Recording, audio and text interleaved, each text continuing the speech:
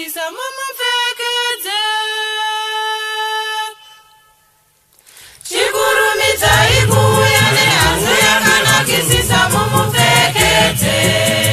Mumupemheke aise muruoko rwake, muchimupfekedza shangu. Kana mapedza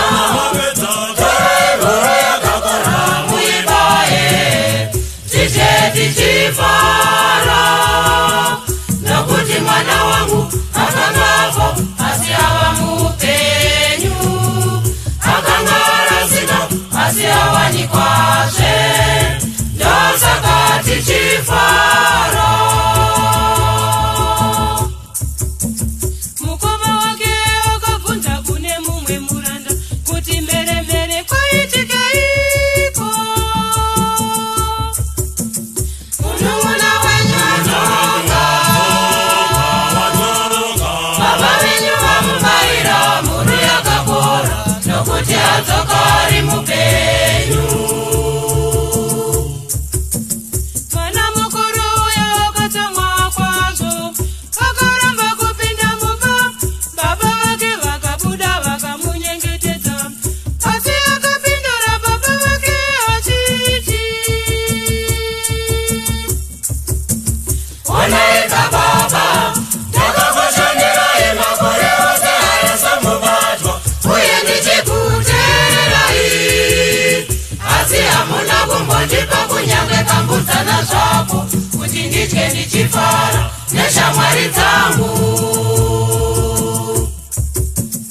Asi mwana wenyu akaparadza pfuma yenyu nepfambi, zvasvika mamubayira mhuru yakakodzwa.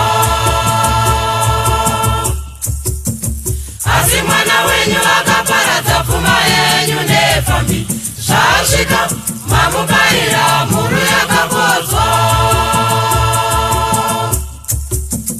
Mwanangu we, unogara neni pano mazuva ose, zvinhu zvose zvandinazvo ndezvako, asi takafanira kuti tiite mabiko, tidye tichifara.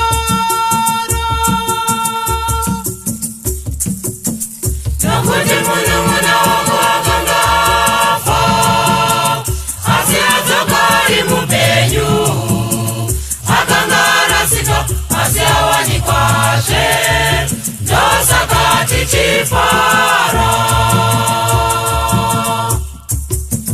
Mwanangu we, unogara neni pano mazuva ose, zvinhu zvose zvandinazvo ndezvako, asi takafanira kuti tiite mabiko, tidye tichifara.